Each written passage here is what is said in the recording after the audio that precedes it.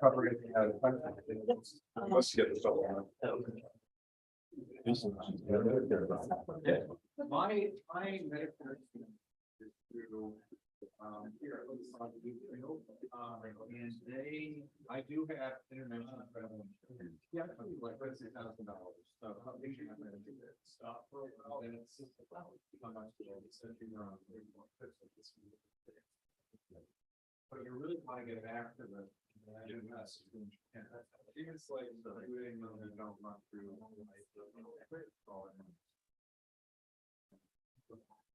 and then once you get here, it'll probably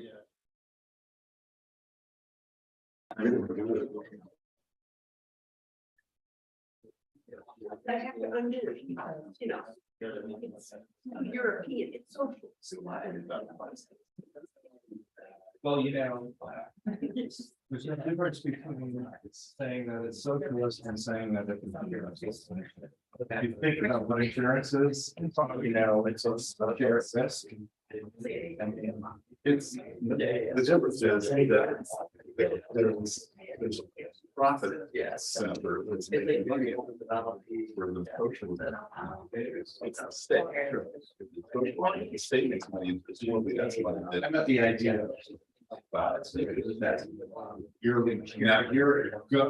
and a bunch of people say we'll cover each other's expenses, and we'll let Bob, the insurance guy, decide and negotiate rates for us and decide upon it.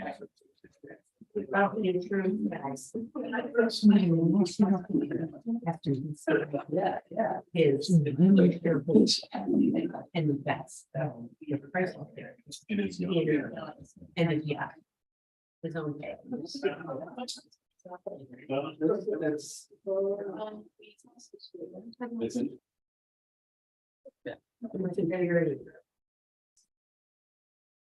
Well, my wife is. It looks best to me on the. Yeah. It's not. And But she doesn't have, she didn't have pharmacy. But she bought a policy on the side. Well, and then. It's not all woven together. Wow, that's a state.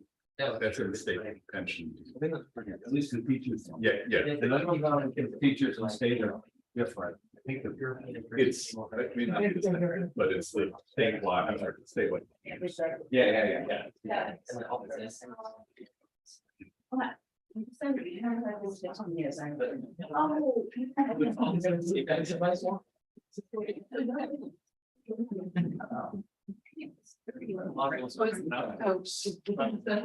Yes, it's really.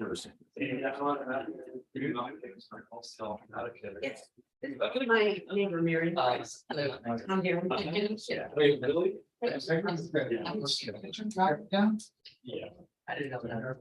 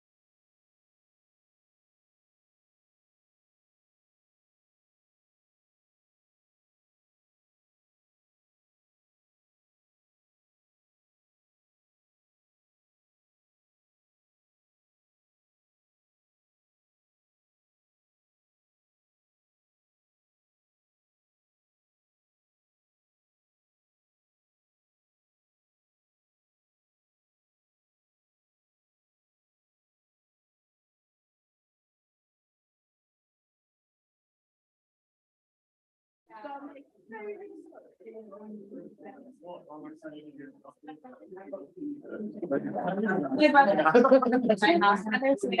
everyone. My name is Charlie, and we're going to be starting shortly. So I just turned the recording on. So all the audio is going to get recorded from this moment forward. Okay? So if you see anything, don't want recorded, you're going to hear. Thanks in the morning. Community coalition.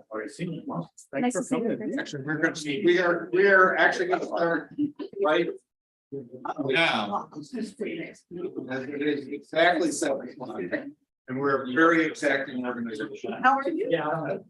So I'd like to welcome you to this is May, right? Yeah, the May edition of the Ward 1 Neighborhood Planning Assembly meeting. And what we usually do, as most of you know, but I do see new faces today, so not everyone knows. Just first a welcome, and then we go around and introduce ourselves and what street we live on. So we're going to start over here. Mr. I'm Gary Golden. I live on Clarko Court. Oh, I'm sorry. I promised myself to do this. Everyone. My name is Tom Derenthal. I usually forget to introduce myself. I live on Nash Place. And with that, I'm going to hand it back to you. Fine, one more time. Oh, hi, I'm Gary Golden. I live on Clarko Court, down by the cemetery. My name is Sarah Hernandez Tim. I'm actually the new Public Information and Community Engagement Officer with the Burlington Police Department on North Ave. Thank you. Nancy Kirby and Colchester Avenue. I am Cindy Cook and I live on East Avenue. North Prospect Street.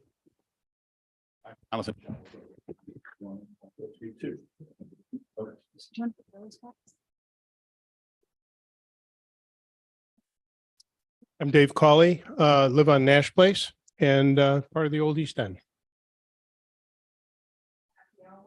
I live on North Prospect Street. Marion Price. I also live on North Prospect Street.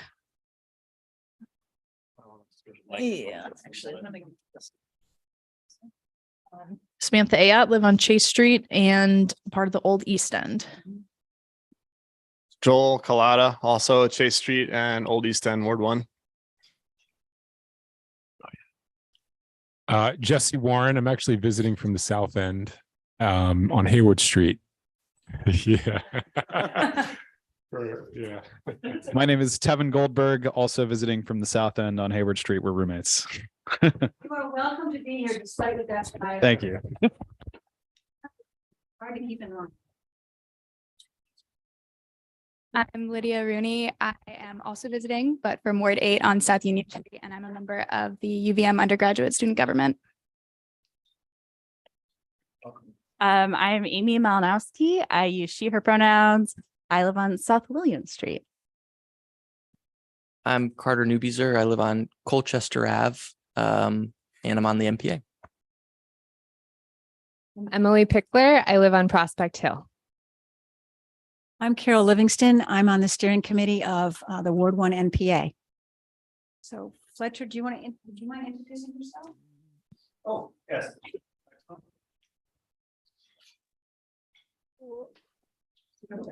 I'm Fletcher. I live on Riverside Avenue in Ward 1. Everyone in the room? May I say one more thing? As I said, my name is Marion Price, and on the 30th of April, it was 10 years since the day I moved here from California. And it occurred to me today that it's time I played a role in the grassroots democracy. If I've been here 10 years, I'm a little slow, but I'm engaging.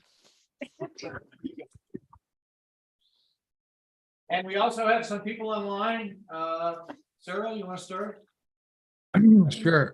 Cyril Flash, off of East Avenue. I'm assuming you can hear me. Yes. And Jean. Hello. Hi. I'm on East Ave in co-housing, where Cyril lives also, and next door to Cindy Cook.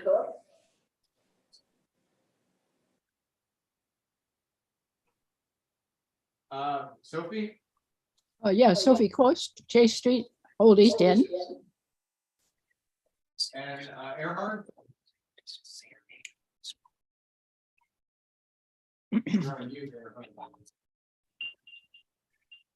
Hey folks, Erhard Maka here from, oops,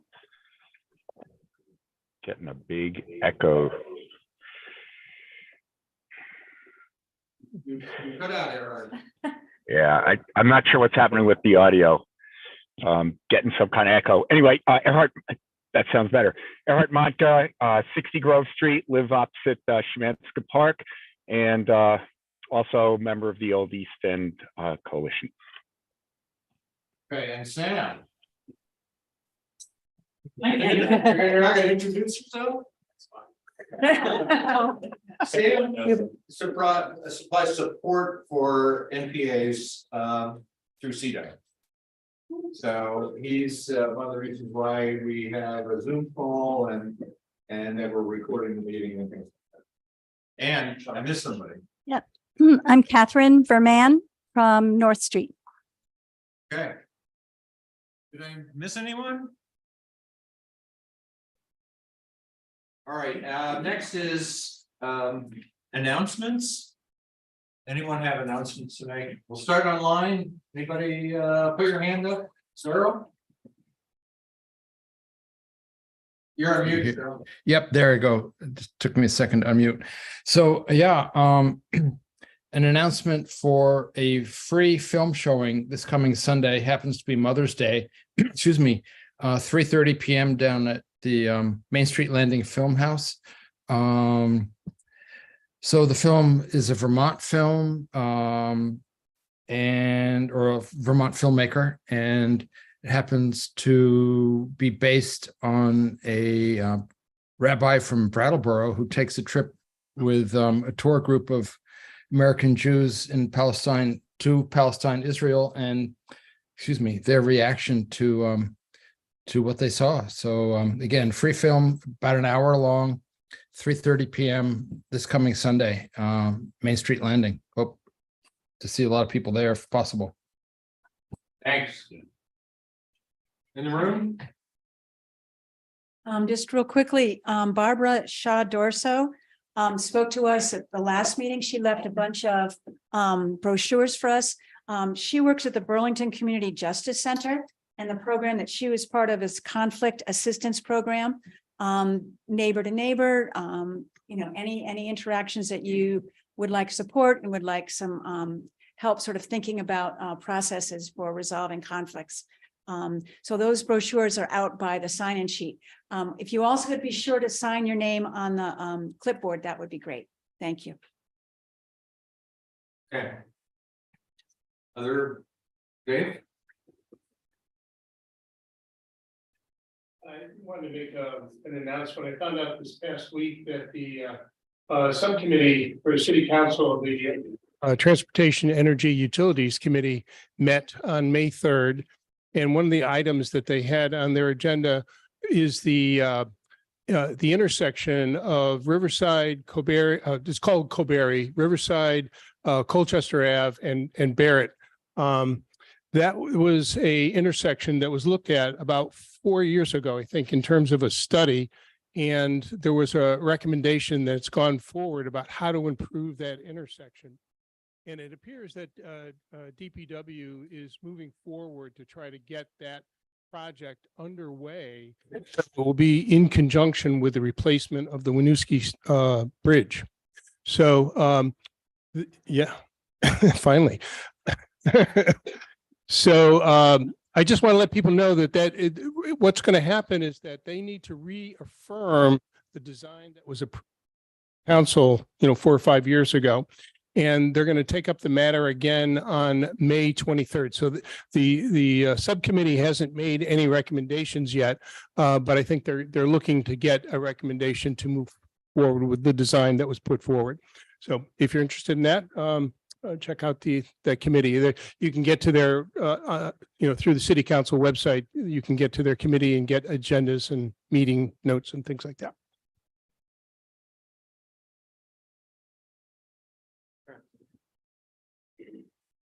So the police department approved my block party permit request for May 21st. So we're going to open up Chase Street to be pedestrians and rolling and bicycling only, and it will be blocked to all cars that are passing through. Residents can still drive through. I'll get access. If anyone's listening, you can all get access to Chase Street driveways like normal. We'll just have to move some stuff out of the way. It'll be a community dinner, and it's not open to the entire world, but everyone in this room is welcome to stop by Sunday, May 21st, 3 p.m. to 7 p.m. There'll be plenty of food and some light music, and DPW will also be there to present some traffic calming options to residents of the area.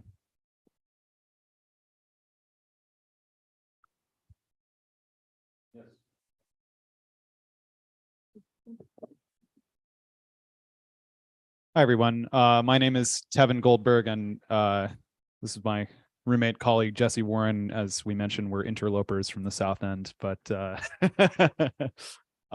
we are going around to every NPA this month to announce exciting event we're going to be hosting in Contois Auditorium on the very last day of the month, Wednesday, May 31st at 6 p.m.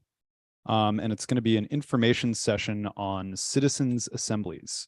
So citizens' assemblies are kind of an exciting new form of democracy that's been happening all around the world, particularly in Europe, not so much in the United States yet, that uses a democratic lottery to select cross-section of a community. It can be all the way up to an entire country or just a neighborhood or something, but happens at all different scales. Of people that kind of represent the demographics of an area, and asks them to learn, deliberate, and then come to some consensus about a particular public problem. So they're used for things like France just had one on trying to figure out their rules about assisted dying for the entire country. They've done some on climate change adaptation. There was one in the United States in Petaluma, California last summer that was about trying to figure out what to do with their municipal fairgrounds. So it's a really exciting democratic tool that Jesse and I are become very interested in through our work with an organization called Democracy Creative, which is also in the South End. But we decided that we'd love to kind of get the ball rolling on this in Vermont and Burlington. And so this information session is just meant to explain this, because a lot of people haven't heard it before. And we're going to hear from two speakers. One of them is Terry Beretius, who was partially responsible for the NPAs back in the day, and then has since become an expert on citizens' assemblies and on this whole lottery selection process for these assemblies called sortition. And then the other speaker is a person named Alex Ranieri, who is the co-director of an organization on the West Coast called Healthy Democracy that helped put on the Citizens Assembly in California. They've done some stuff in Oregon as well. And so that actually makes her one of the leading American experts on this, because it's kind of a fledgling subject, but we're very excited about it. We're going to have free apple pie and music to kick it off at 6 p.m. because what's more American than apple pie? And should be a nice, interesting event. So I'd love all of you to consider it. We have some flyers here that we'll hand out. And if you have any more questions about it, you can talk to me or Jesse afterwards. And also you can go to democracycreative.com. We have a video on our homepage there that explains citizens' assemblies in 2 minutes, which I think I went over 2 minutes, but that's it. Thanks a lot. Any other announcements? Oh. Eric, you're on. Thanks. Can y'all hear me? Yeah. We can Great. hear you. Thanks. I just wanted to take a moment and just for folks who may not have heard, a longtime Ward 1 resident, Dean Corn, passed away unexpectedly last week. For folks who did not know Dean, he was just absolutely an inspirational person, brilliant inventor, He was our state representative for much of the 1990s, serving as a progressive representative for most of Ward 1, and also ran for lieutenant governor at one point. Dean was also the chair of the Electric Commission at a time when Burlington instituted and BED instituted some really path-breaking work to create the first energy efficiency bond to wean us off of, stop us from using Vermont Yankee power, as well as at the time Hydro-Quebec power that was, causing havoc for for indigenous communities up in northern Quebec. So I just wanted to take a moment to acknowledge, that Dean's contributions, to our area and really to the state were really path breaking. He was a longtime support for one of the first supporters for single payer healthcare. He introduced a gay marriage bill way before its time, actually at the time of civil unions, and was just a leader and path breaker in so many different ways. So I don't know. I guess I'd just ask for a moment of silence, just in memory of Dean, for folks who knew him. And his obituary is in 7 days. For folks who didn't know him, you could read a little bit more about him. But he was, someone that was very dear to me and to many folks in Ward 1. And I guess I'd ask for a moment of silence, just in memory of Dean.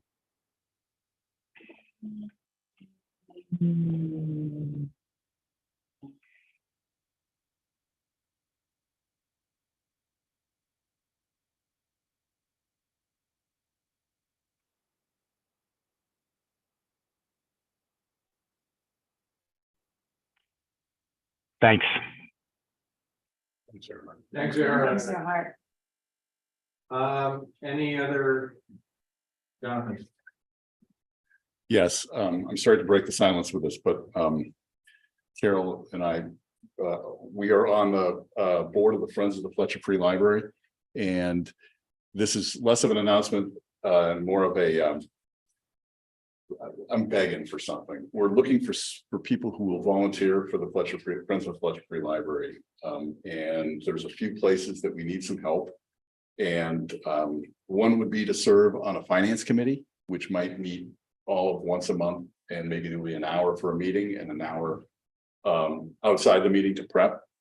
And so maybe 2 hours a month to be on a finance committee, just somebody who's basically as illiterate about finance as I am. So it doesn't take a huge amount, but it just takes being able to think through issues. We'll do some policy work. We'll look at the books every month. Pretty straightforward, easy stuff. We're looking for somebody who might be able to spend more like a few hours a week to manage our eBay store. And you wouldn't do this by yourself. There's 2 or 3 other people who are engaged in it, but it would be somebody who would take the lead role in doing eBay. So if you do eBay, if you've done eBay before, this is pretty straightforward, but it would be putting books up on sale, basically manipulating the eBay algorithm so our stuff gets on top and stuff like that. But again, there would be other people who would be looking at the books and posting things, and it's kind of a collaborative effort. We're looking for people who might want to spend some time doing some communications work. There's a group of people who do communications for the Friends of the Fletcher Free Library, but we definitely need some targeted help. That might be an hour a week, something like that. This would be like if we're having a book sale and the person running the book sale wants to share that information on Front Porch Forum, somebody needs to gussy up the language and then send it out to the folks who we have who do Front Porch Forum posts so that they can distribute it. Basically, it's a distributing kind of thing. So those are all volunteer activities. That's just kind of joining the Friends, being part of the Friends. We're also looking for a bookkeeper, which would be we would pay somebody to do the work. They wouldn't be on the payroll. It would be contract work. And you get a bookkeeper. A bookkeeper. Pardon? Bookkeeper. Exactly. But no, I mean, you get a 1099. But it's just not. We don't hire people. We don't pay people. It's an all volunteer organization. But we would like somebody who might be able to spend, and it really may just be an hour or two a week. We haven't begun to thought about what we pay or anything like that. But if it's something that somebody has done in their lives and wants to just do a little bit on the side, somebody who used to do it, somebody who's learning how to do it. Again, this isn't deep or subtle. We have an accountant who does our 990s every year. This would be just somebody to help us on a regular basis to do some bookkeeping. And we love anybody who wants to do anything with the Friends. We love to talk to them and tell them more about the Friends and more about the library, because the library is, in some of our opinions, the single most important institution in the city of Burlington. It's the one that everybody touches. It's the most important place in the city. So thank you. That's my next. Other announcements.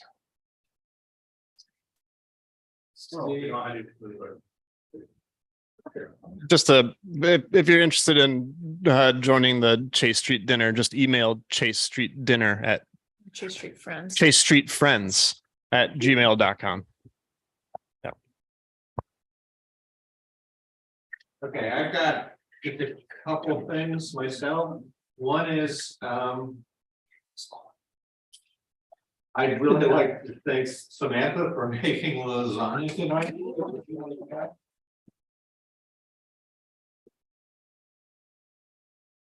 The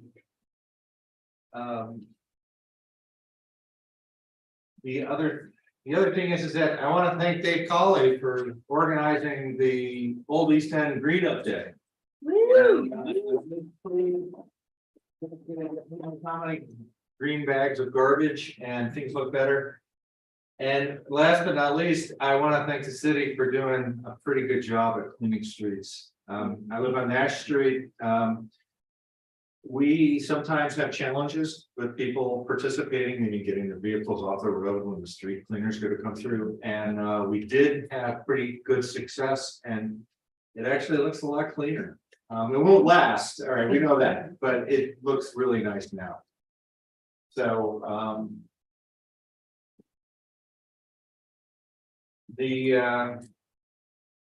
oh, and I forgot, I want to thank Angie for the sugary treats out on the table.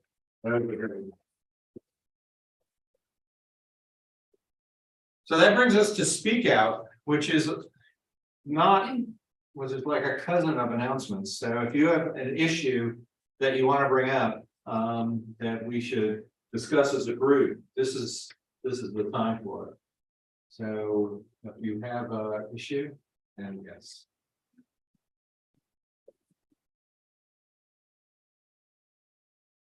Always hesitant to speak out. But for two things. First, I just had some dealings with Green Mountain Solar. I cannot recommend them more. Beautiful, great company that I just need to speak out about. And then there has been a man that has been coming around our neighborhood asking for some work. I've actually hired him twice. His name is Paul. He seemed really kind and harmless. And in the end, he stole some checks and cashed them. So I don't know. I just want to alert people to Paul. And, you know, I actually called the community social justice. They never called me back. And I feel really badly about this. Not that he was, you know, he seemed like he was a good guy. And I don't want to just throw him, I don't know, into the fire and say, no, he's a terrible person. But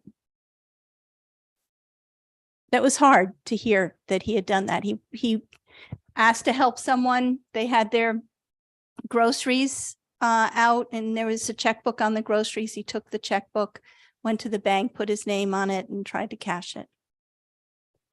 So Paul, his name is Paul.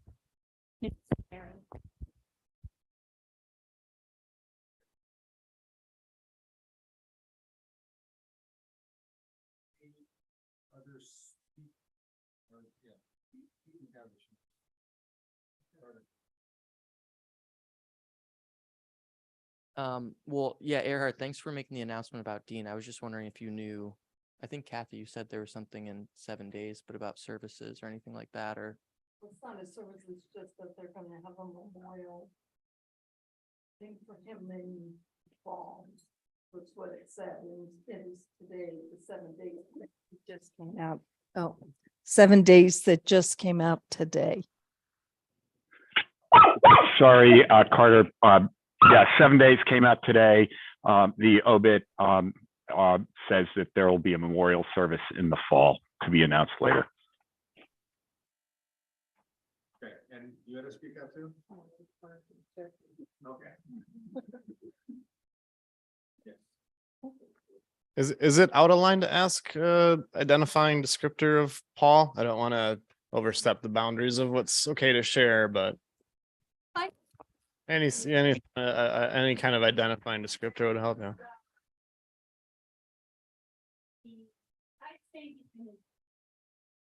Late 30s, maybe. Yeah. Kind of tall, thin, white.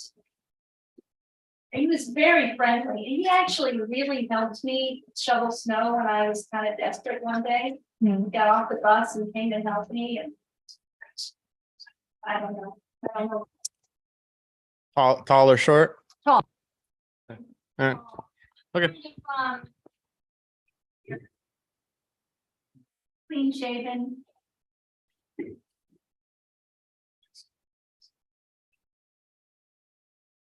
All right, last call for speak out. And we're going to move forward to full commissioner report. That's actually long.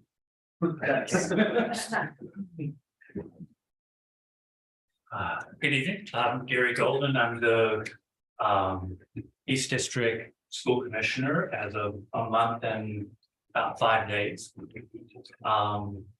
So you may have noticed I did a posting today in front of the forum as a follow-up with longer post, some links to Superintendent Flanagan's latest update letter, a lot of information that you might want to see about construction and other issues that I didn't want to regurgitate. I just gave you the link to his front porch forum letter last week. The main things that have happened recently, we've hired a new principal for BHS, Deb Beaucrete. She's an associate principal Hanover High School, New Hampshire. That's a dual state school, so one of a couple along the river. So that's Norwich and Hanover. About 650 students, mostly Anglo. So she's of transracial. So she's like excited about being here, excited about doing high school in an old Macy's, which we're going. This will be good. We'll take it. So she'll be showing up in July.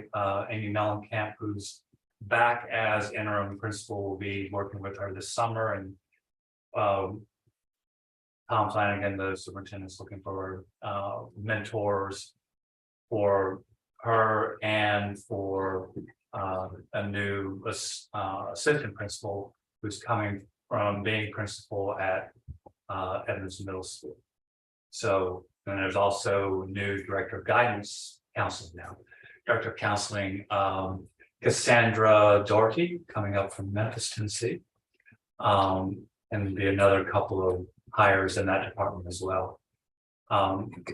So those are the main things that have happened. I also, in my letter, talk about some conferences that I've attended. I'm a really weird school board member, commissioner. I was actually an employee here for 8 years. So I vacillate between kind of lost, but also knowing where some of the bodies are buried. So it's kind of an interesting little spot to be in. I went with our chair, Claire Wool, yesterday to hand out hats for Teacher Appreciation Week at Edmonds Elementary School, where our daughter attended. and saw several of her former teachers, but also a couple of my former coworkers who were in different schools at that point. So it was a very kind of off-kilter morning for me. So you'll hear little bits of that as we go along together, we as your commission. And so don't want to go too far. There's lots of information, I think, available in the postings that I did. And if you don't see me in your front porch forum today, just contact one of the NPA members, steering committee members, and they'll get that news to me, and I'll figure out what district I missed. By being a government official, I'm able to pick multiple areas that I can post to, and if I missed yours, I apologize. But go there first, and if you have other questions that you don't get answered tonight, please feel free to email me. If you leave a phone message, I'll get back to you, because it'll just testing on the option. So leave a message. And then the website's under construction. It's a project of my daughter's, and asking her to do tech is always a nifty proposition. So but she insisted on setting up the webpage, so it's her own damn fault. So want to open it up for any questions you might have about our workings, about the progress for construction. I can answer some basic questions because it's really only basically started, but go for it. Any questions either here or online, please. I'll give it my best shot. Dave. Yeah, I'm interested in any updates. Excuse me. I'm interested in any updates that you have about the high school construction. Sure. So we suffered from dueling lawsuits at the very start. Our lawsuit as a district to Monsanto about the decaying material used. Monsanto is a giant and has been successfully sued, I think, once by an institution for that. So we have some hope, but we also are fighting, multinational big bucks corporation that's not going to want to set more precedent by letting us win or probably even settle. So, and then there's the one from the set of teachers there who sued. So we had to wait for Monsanto to be able to come in and survey the property, do their own research. They did it much more quickly than I think anyone expected. Kathy Olwell's my predecessor and was on the board at that point, and I think that's an accurate comment to make, that they really moved along. And so now we're only behind a couple of months, looking at probably the Christmas break 2025 to 26. We're moving.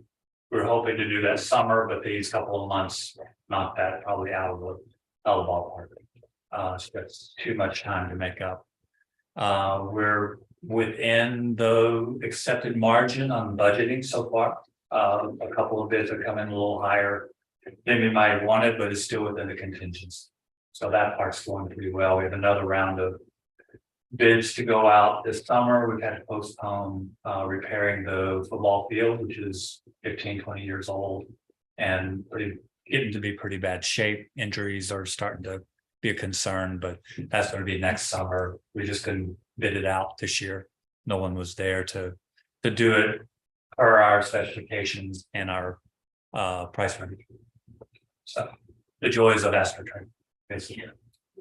That's wonderful, but it's kind of hard on people and it's hard to get replaced.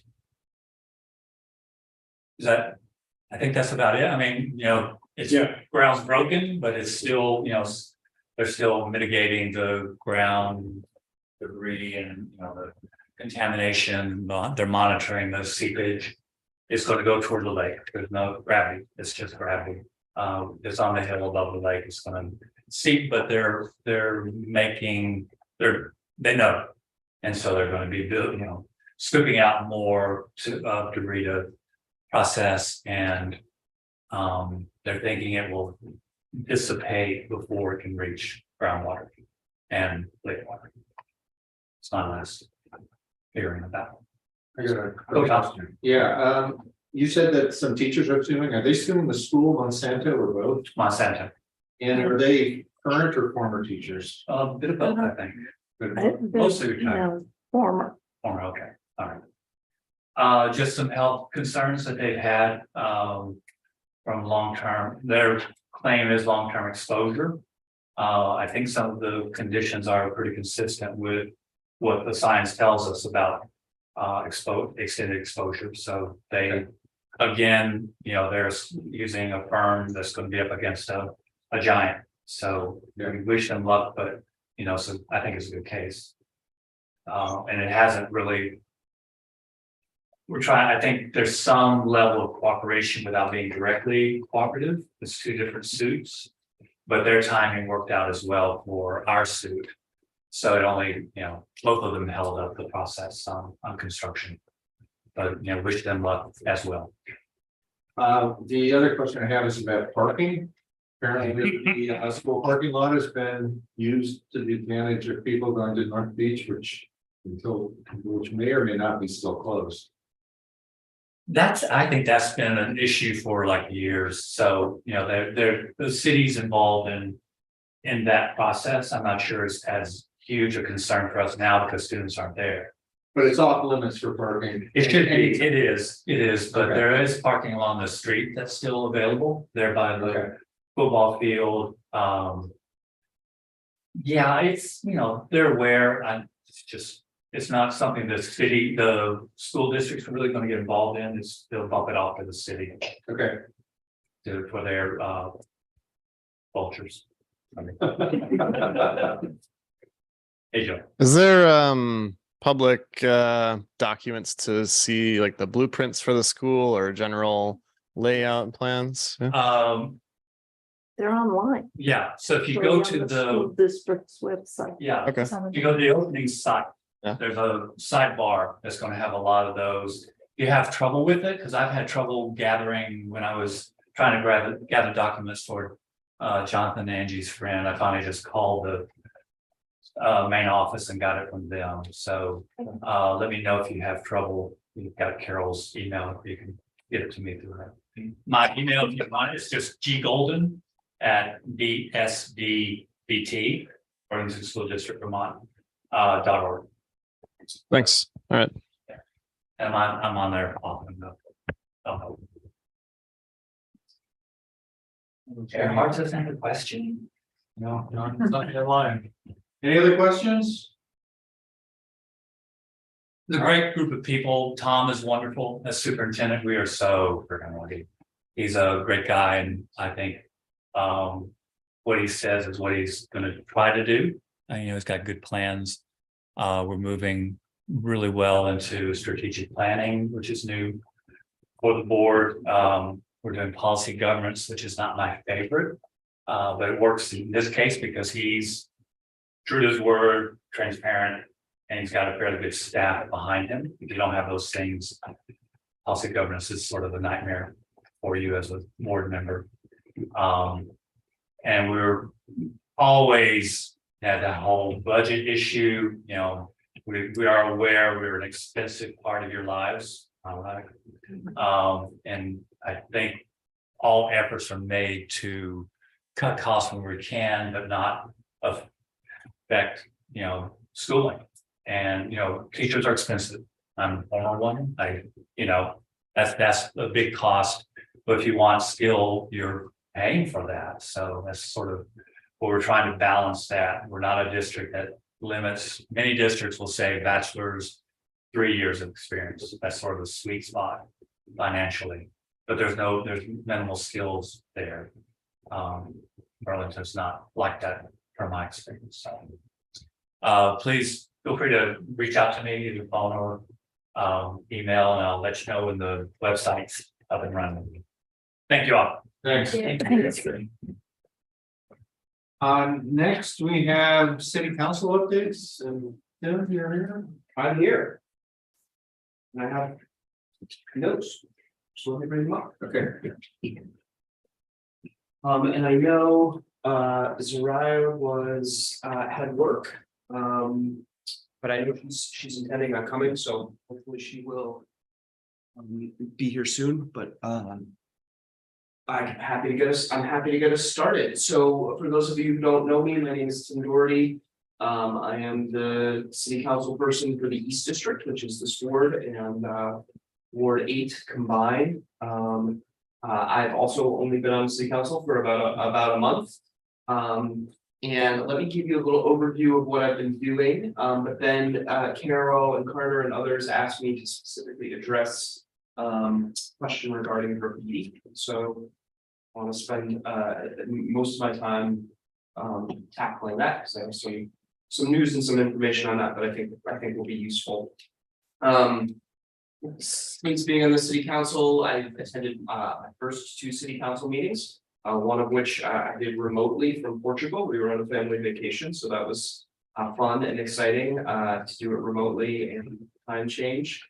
I am on the charter change committee, and I've attended one meeting of the joint charter change and ordinance committee meetings, which is important for those of you who have been following it.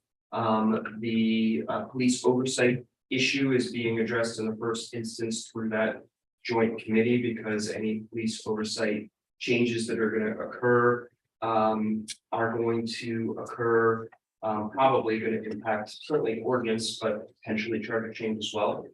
So we have had one meeting on that. I'm also on the public safety committee meeting, which met yesterday. Which we also talked a little bit about police oversight, but we got updates from both acting chief Murad and the fire department chief, which I'm happy to answer questions about. I've attended the first of, I don't know if this is the official title for it, budget planning meeting, in which the mayor gave us a little overview of what his administration expects we're going to have in the upcoming budget season. There are a series of those. One of them actually is also tonight. But I'd be happy to give you as much information as I can about that. Last week, Soraya and I and the chief and some others were invited to attend a meeting with folks over at the Riverwatch complex. They had a brief meeting to address their incredibly pressing and concerning issues regarding public safety. A couple of you emailed me questions about that, and I'll be happy to talk a little bit about that too if it's of interest. But principally, the folks at the NPA have asked me to talk about graffiti. At our last NPA meeting, we were working on ideas in which this group could get together and sort of work together as an NPA, as a neighborhood group to address some of the issues that the city is facing. And it was asked to see if perhaps there was some space to tackle the graffiti issue, which is an issue that has been bothering a lot of people, certainly bothers me. So why don't I pause with respect to all those meetings? Happy to take questions or jump right into graffiti. Yes. I understand as a steering committee member, there was an all wards meeting which represented steering committees from the city, and 5-6 representatives mentioned that their city councilors had asked them to use some of the NPA time to sort of gather people's input around the issue around oversight. And we've talked about public safety in different ways, and it's a lot to try to tackle. I think one of the questions that we have for you and Soraya is, is there a consistent sort of effort on the part of city councilors, maybe particularly that committee, to solicit information from the community through NPAs, as an example?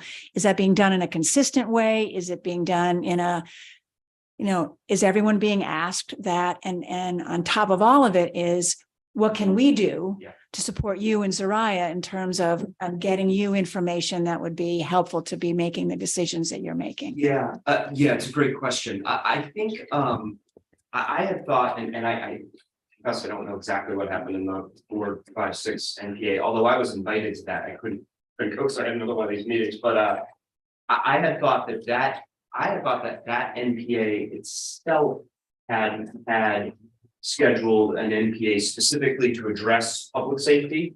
That was my understanding of, do you know? Yeah, I can speak to a little like, I think the last time I was here was actually during the like debate on ballot item 7. So I've been tracking closely.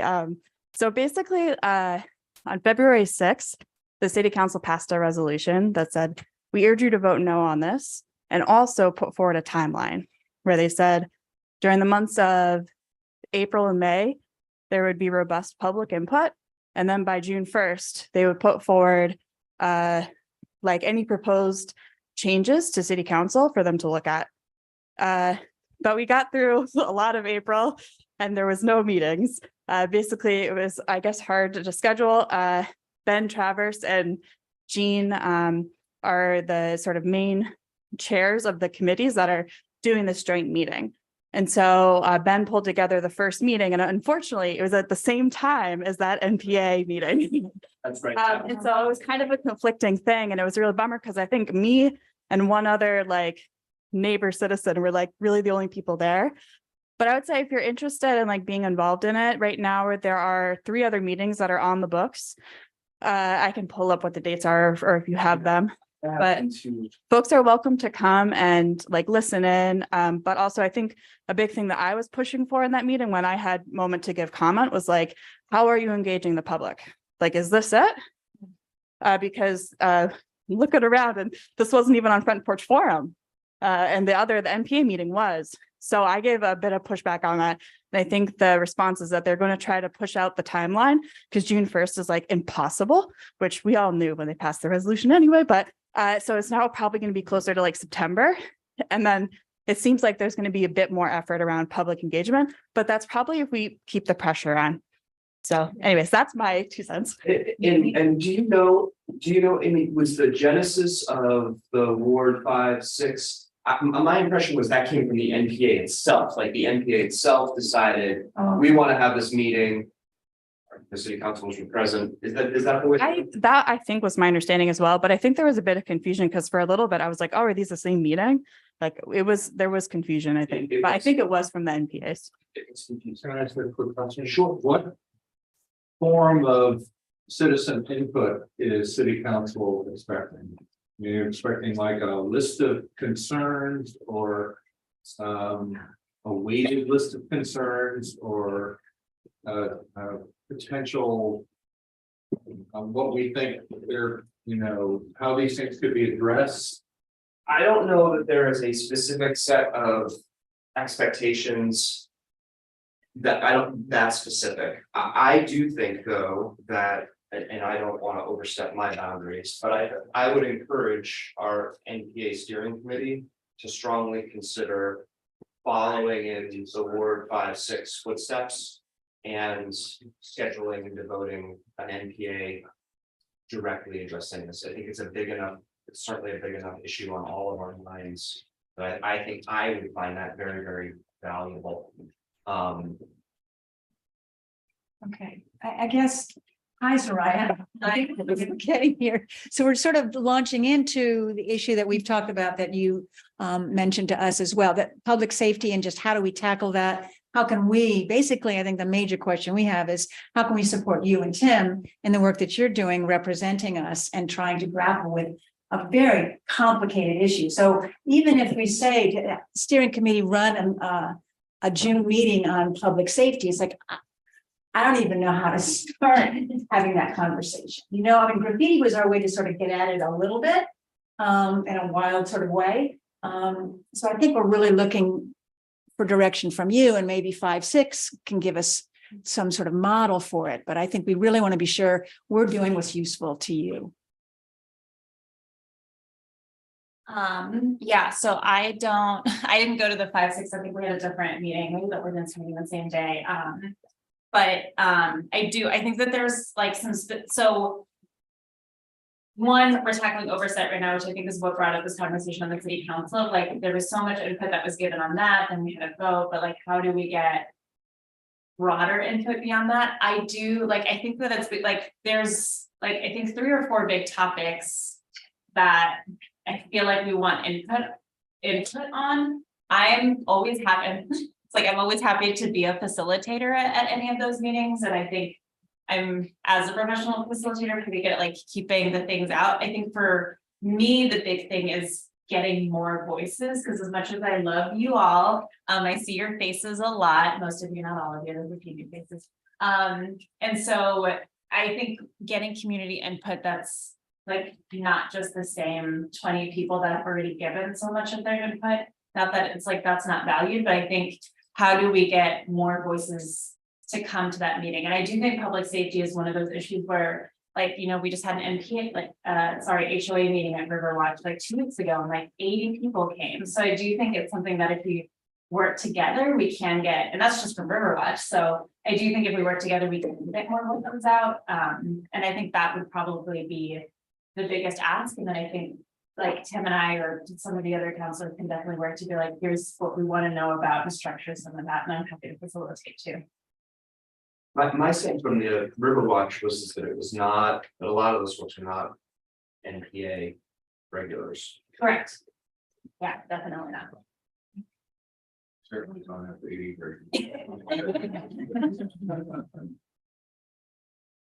So, you know, before you came in, you know, the question was, well, essentially the question was, do we want a similar meeting with this NPA is that they had with 5-6? And again, I don't want to overstep my bounds with respect to the steering committee, but I would be very open to that. But I also think Soraya's point is really well taken. If we do that, what can we do? Not know the answer to bring in as many voices as we possibly can have. But you know, if every person here was just I don't know, we don't love wasting paper for a flyer, like, you know, the streets around them and be like, we're having this community conversation. I do think NPA, like we put the signs out, but NPA, nobody knows what that means if they're not involved in the city. It's not, whereas if we're like, we're having this community conversation on public safety. I think hopefully folks would be, I think they would be interested in that. Yeah. Right, could you speak to the 3 or 4 topics that you said you think are part of this, what you have? Yeah, I think oversight, houselessness, drug use. There's a 4th one. What was the second one, Joanne? Houselessness. Thank you. I think at the last meeting. I did. And then maybe graffiti is the 4th one, if that's what this one's talking about. Or vandalism, so we can talk about larceny, graffiti, anything that. Well, you know, I did not write down those, but I think, you know, the right sizing of the police department is going to be, but that might touch upon all those issues as well. Like, you know, the size of the police department and the deficit, which was an issue that we discussed yesterday at the public safety committee meeting, and we got some pretty stark numbers from acting chief Murad on that front. But maybe that could be woven into all of these topics. Retention, attrition, how are we attracting people? Who are we attracting to apply? What are the obstacles? What does it mean to run a police department with this deficit? I think those are I have to impact the conversation. All of which, though, is to say that it's enough of. I personally think that it's enough of a big meeting that enough of a big topic that a separate meeting dedicated to it solely would be all of it. And I think the balance, again, I don't know how wards 5 and 6 ran their meeting, but I think finding the balance between like giving the information, but then addressing how we want to do it. I think that a lot of the topics, the city is kind of at decision points. And so being clear on what those decision points are and getting input on that instead of doing what we've been doing for a while now, which is like, what do we like? What do we not like?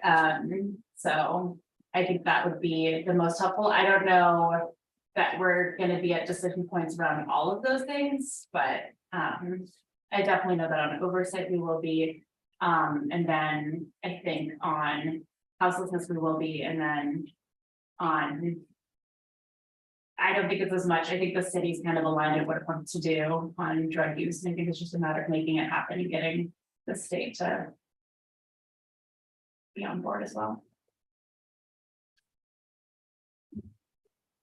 I'm new here, so I'm a little bit hesitant to speak up, but I wonder, is there also a way, if there was a meeting like that, is there also a way to solicit more than public comment, but like question door to door, like getting people who will not attend the meeting to really say what's important to them and or what questions they have? You mean like a door-to-door survey? Yeah, either a door-to-door survey, or a study, like a qualitative kind of not too intense research project, or just a place where people could, a website where people could enter public comment or record voice questions. Yeah, I'd piggyback on that. It sounds like you had good engagement at Riverwatch. Did you have the meeting over there? It was remote, it's virtual. It was remote, virtual. That's an option, maybe to engage people. Sometimes, communities like Bayberry, they have a meeting center, and maybe I'm just kind of throwing out alternative ideas, but meeting people where they live. Sometimes people are intimidated to come to an NPA. It seems like a super big deal, right? And I don't know, just maybe some alternative ideas might help engagement. And to kind of piggyback, we're hosting a Chase Street dinner, and one thing that we are doing is putting a QR code. We just handmade signs, and we're kind of putting them throughout tree lawns, and we just have a QR code that goes to a Google spreadsheet. And so if that's something that we can do, that just kind of like, I know you said like, no, try not to have so many flyers, just like have something that could then link back to you guys, that is just like post some questions and post some concerns, and you can kind of like analyze that data and maybe have something. And then I think someone had said something about engagement and like, how do you reach people? One thing that I've started to notice is like, we've been just outside in our front lawns and just like in our neighborhoods, walking around and showing your face, and just, we're Midwesterners. And so we're just like knocking down this kind of like what we feel is kind of like a New England privacy. Like everybody's very open and warm, but we are just like block parties, and we're going to say hi to you. We're going to take 3 hours to say goodbye. And so we're kind of just like making ourselves seen and making ourselves known, and waving hello to cars, motorcycles, people walking, everything. So I personally feel like if you just keep saying hi and engaging with your neighbors, and even not your neighbors, just people who are walking around, if you see them, and just like strike up conversation and just say, oh yeah, hey, actually, like, here's this thing going on. I think that will help a lot more than people realize. Yeah, no, definitely. I think the personal invitations is everything. And then, I mean, also just on the like topic of public safety, I think just us being out more and willing to engage with people would actually help a lot with that. I do, like, I will say, I don't know if this has been Tim's experience yet. I thought a lot more being a city councilor would be talking to a lot of people, and instead it's just sitting in meetings, talking to the same people over and over again. But I am noticing. Yeah. But I do, one, I love that. Two, the other thing is in terms of like how much we can do. So city council doesn't have a huge budget to help like people get us do stuff. And obviously most of us have full-time jobs on top of what we do. So it's like, and as individual councilors, like Tim and I can't just be like, hey, we need city staff time. And most city staff departments are really understaffed right now to be like, hey, we want to do this extra thing. I do think that if there's some combination of like, hey, we can get like NPA, but I'm excited about how many people are in this room. I feel like this has been not happening for a long time. If we can get folks who are engaged, like who are excited, who want to help and, you know, be out there and like do some of the work and be like, oh, when we can make a QR code, then I think between that and like city staff time, we can definitely make it happen. But I just want to throw that caveat out there. I would love whatever help people are willing to give. And I know a lot of you have tremendous experience in this, in getting people to whatever we're gonna have. And it doesn't have to be one thing. So that would be wonderful. Yeah, let us know. Yeah. Because it's such an important topic. Absolutely. So the timeframe looks like it's gonna go beyond June. So yeah, so that was the proposal, was that it was gonna go beyond June, and I think. My view is it has to happen, we have to have more time, we have to do it right. You, is it sounds still working? I'm really having a hard time. It doesn't project, so people are having been doing this. It doesn't project, so in the room, so if you are having a hard time, you go and sit Closer, yeah. I can speak out here. CCTV in the camera.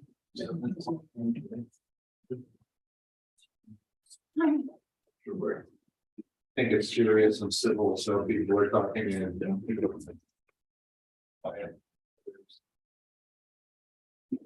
So I have a question.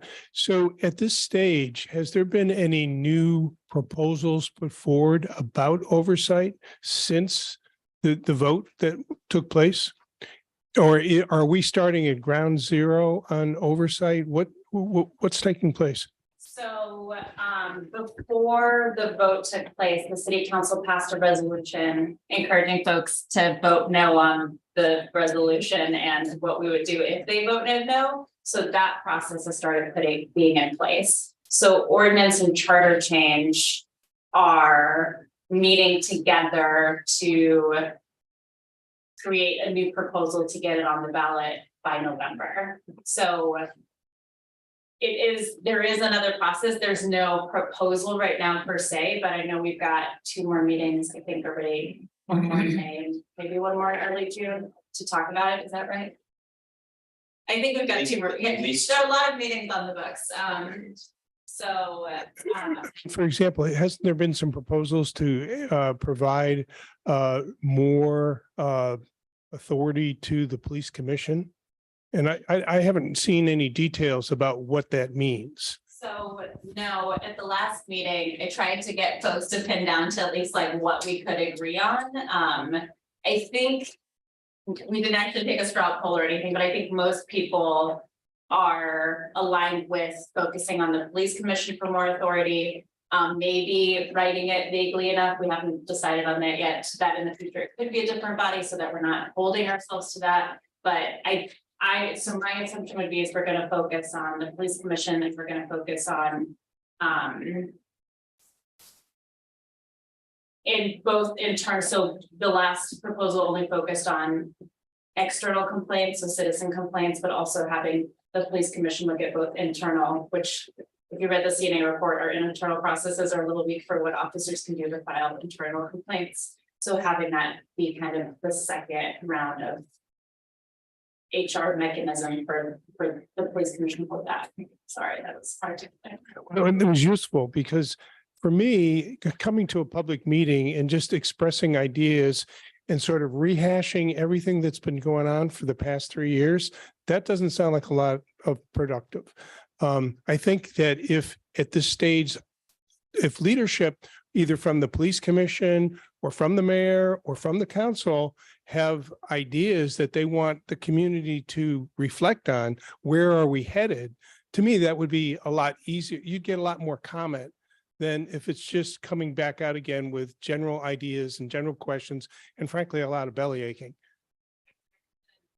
Again, I think we spent way too much time getting input before there's any ideas, and then wait until the ideas are already completely baked. But like those are the only 2 times we gave the community, right? It's like very early and then right at the end, when really it's like kind of in the middle where we should be. If we're only going to do it one place in the middle, where it's like, here's the 3 different pathways we could take. Which one of these makes the most sense? Because that's what we did with the wards in the district, right? We're like, tell us exactly what you want. People were like, I don't know, something different, I guess. And then Can you get in that microphone, Zariah?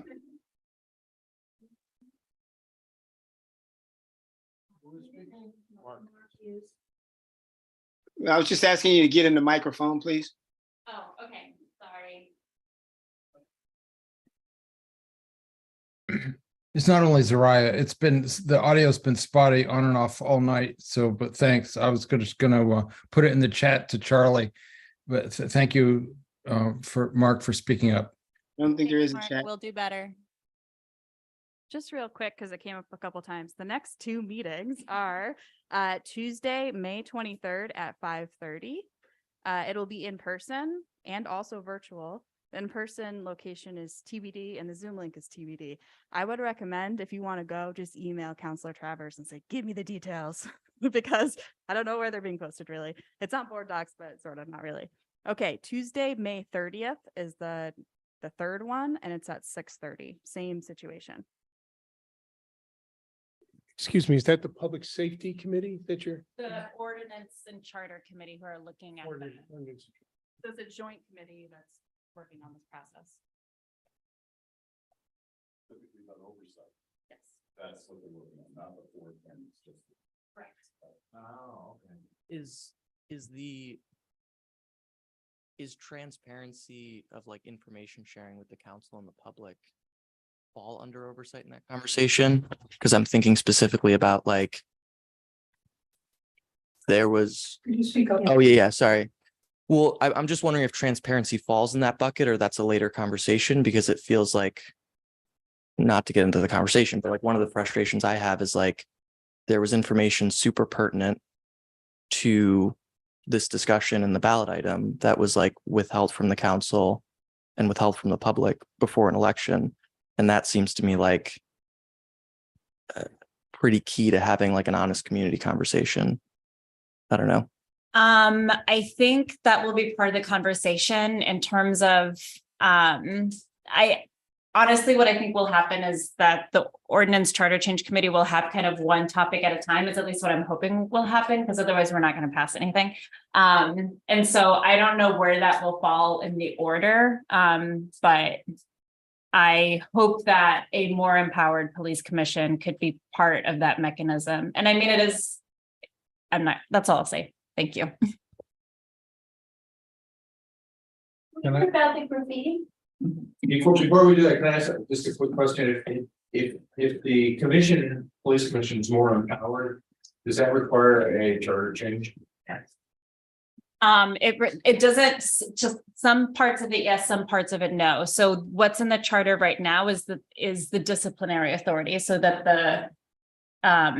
the chief has sole discretion over disciplinary decisions. So if we just reorder who views complaints. So right now, the police commission can't be the ones to be part of like a formal process, because they're also the why words escaping me, the appeal board for some of the complaints. So they can't both be the body that first does the initial complaint and then be the appeal board. So there's some things we can move with an ordinance, and there's some things that we can't move with an ordinance. Anything on discipline, yes, absolutely needs a charter change. And that was one, not to rehash all the things, but that was one of the proposals a couple of years ago, was rather than having something specific, just striking the language that says the chief has sole disciplinary authority. So I think that's going to be kind of the minimum of the charter that we will look for. But yes. Okay, thanks. But that's why they're joint committee meetings. So that both of the committees are working together, ideally together, so that we don't come up with sort of piecemeal issues. So does it make sense as a June NPA that we focus on oversight rather than all four? I mean, maybe I don't know. I look to you, but maybe I'm also looking to my neighbors to see, would that make sense to you? Does that meet your needs in terms of at least a starting point for talking about public safety? I don't know if maybe a hybrid, just because I feel like if we do it just around oversight, folks don't know if they have opinions around oversight. And so I think if we can do maybe like a 2-part meeting where it's like, let's talk about public safety generally, let's give some information, let's hear some questions, let's maybe come with some ideas, and then maybe have like the second half dedicated to just oversight. That might meet more people's needs. Okay, thank you. All right, can we move forward to graffiti? I'd be happy to. So, graffiti is a serious issue, but compared to police reform and police oversight, it is blessedly discreet in some ways. So Carol and some others asked me to do some asking about how the city on a systemic level typically deals with the graffiti. And then specifically whether or not there was an opportunity for this NPA, if it so chose, to lend a hand and engage as part of our NPA efforts to, be involved in the community. So I spoke to the mayor's office. I spoke to City Council President Karen Paul. But most fruitfully, everybody was helpful, but most fruitfully, I had a long conversation and then exchanged emails with Bill Ward. So let me give you a little overview of what he emailed me and some of the other information that I had. So let me start with, and this many of you may already know this, I did not, but it might be repetitive for some folks. So how does the city deal with graffiti now? The way the city deals with graffiti now is that Chapin Spencer at DPW, they have a team that is responsible for graffiti removal. And the way graffiti information comes to them is in two basic buckets. One is through maketv, which I think most of us are all familiar with. I'm a big user of it. And then the other one is, observation by city folks. They also hire for the summer a specific graffiti removal team, and they are in the process of starting to do that. Bill explained to me that is mostly, but not exclusively, college students who are looking for summer work. So they go out in teams, they go out individually, and again, through the same mechanism of quick fix or city employee observations. They have a different process for dealing with graffiti on city-owned property like Memorial, which they can just address, and dealing with non-city owned property like the old YMCA, in which they have to go out and solicit permission from the property owner to clean up graffiti. Bill explained to me that sometimes that permission is given and sometimes it is not given. In terms of numbers, last year there were 359 reports of graffiti. That's calendar year 2022. But that compares to 658 reports of graffiti in calendar year 2021. Bill told me that his anecdotal sense was that the decline in the reporting of graffiti may very well reflect people's frustrations and feelings of hopelessness. They are reporting graffiti that they don't perceive being cleaned up, as opposed to less graffiti being out there. He does not think that there is less graffiti being out there. It was a little bit of news to me, but worth noting the sort of gravity and the challenge of this. It is not as though smart, hardworking people in our city employees are not worried about this and working hard on it. It is a tricky problem. And just to illustrate it, Bill told me that between March 15th and April 15th of this year, city graffiti folks cleaned and repainted what the main wall on the old Y, which they do have permission to do from the property owner, 21 times. And each time within 24 hours or so, it was repeated over again. So it's a tough problem, which isn't to say that there isn't some optimism and hope, but it is not. If this were an easy problem to fix, they would have fixed it. So these folks are persistent. They have some idea. I asked Bill, I said, who's doing? Did you go to you or police? Does anybody have any sense as to who's doing this? Not really is the answer. They have some ring video photographs of what look like young men, but beyond that, they don't really have a sense as to sort of who the core group is. But they do believe that the core group is pretty attuned to city efforts to clean up the graffiti. and pretty focused on re-graffitiing once the cleanup has happened. So I asked Bill, well, you know, the NPA asked me whether or not there was potentially room for the NPA to get involved. Bill was super enthusiastic about this. He did want me to convey to everyone that he was sensitive to not being perceived as asking the community to do things that the city, you know, is doing and should be doing. And I made it clear to him that this was something that you folks had asked me, and that it was coming from this NPA. He thinks that this would be a tremendous opportunity for an NPA neighborhood group, informal neighborhood group, or an NPA-led neighborhood group to get involved in. He thinks that you know, a ward or even a smaller area within a ward would be a great place to sort of try out a community involved process. He told me that last year, a community group from Montpelier, who was focused on trash and trash removal, specifically cigarette butts, came and worked with our city in order to get best practices and have done a really active, incredible job in Montpelier, sort of a similar idea. He thinks that, you know, that his team would love to work, and he would love to work with an NPA-led cleanup group. He had a couple suggestions. He said, you know, really immediate cleanup of the graffiti seems to have the best effect. He said, even when the re-graffitiing happens, it tends to be smaller and less damaging. He suggested that whatever we do, if we were to take this on, if the NPA, I'd be very enthusiastic in joining this, so I'll say wait. If we were to take this on, he recommended that we be thoughtful in the way we advertise it, thoughtful in the way we solicit